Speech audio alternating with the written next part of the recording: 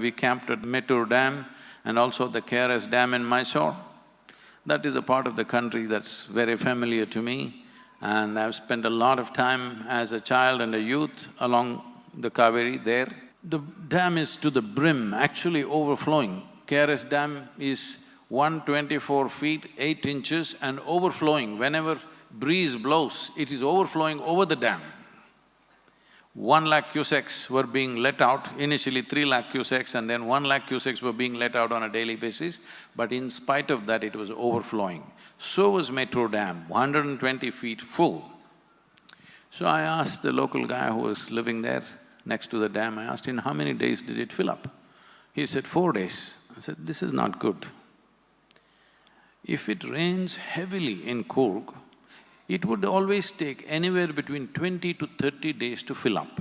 That's a good thing. But now it's filling up in 4 days, so for the first time, in 50 years, for the first time I'm seeing that the KRS Dam is brown in color, full but brown in color.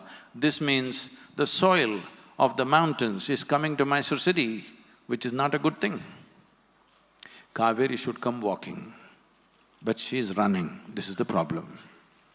We need to understand, the same amount of rain is coming in the last 100 years, the average is same. Our only problem is we are not able to sequester the water that comes down in the form of rain, we are not able to put it into the soil, mainly because there is no organic content and there's not enough trees and vegetation. If we plant these 242 crore trees, we can sequester anywhere between 9 to 12 trillion liters of water.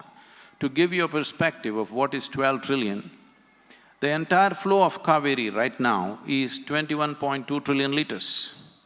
So 12 trillion liters extra if it goes into the land, the rivers, all the 120 rivers will flow, your lakes will be full, your wells will be full, above all, soil will be damp most of the year, and that is what is needed. For the state and the nation, if you want a solution, the maximum landowner on the planet is the farmer still. It is he who has to go for it. Why will he go for it? You want him to save the world? You want him to save Kaveri? You want him to save the nation? No. He is right now struggling for his livelihood. Now the only way it will work is that it must be an economic plan for him. This is what I've been looking at for over 25 years. Now we know 100%. This is not an experiment on the farmer. We know 100%. His life will change dramatically.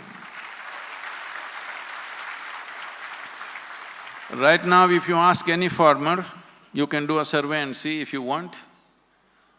Not even 2% of the farmers want their children to become farmers. So in another 25 years when this generation passes, how do you think you're going to grow food? The most significant achievement in the country is, without any technology, without any modern science, just with traditional wisdom, our farmer is growing food for 1.4 billion people. This is not a small thing. This is the greatest achievement for this nation. But unfortunately, their condition right now is very, very bad. Everybody knows about the suicides and the stuff.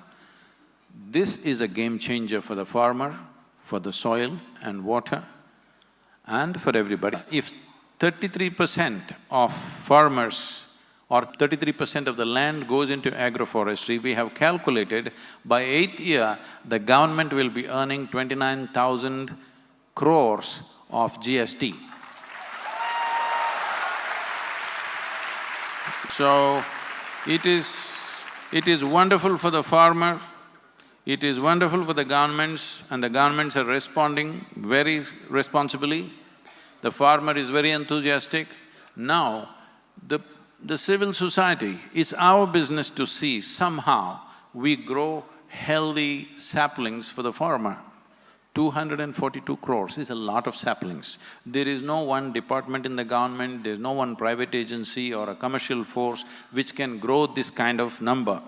And another problem is to grow quality saplings. When I say quality saplings, right now we have 35 nurseries happening in Tamil Nadu. These 35 nurseries, we take 9 to 15 months to grow a sapling for transplantation. Many commercial nurseries are growing the same sapling in 3 to 5 months because they use a lot of urea and grow it, we're growing it organically. What is the difference? The difference is just this: when transplantation happens, the survival rate is over 95%. And in that, the survival rate is around 40%.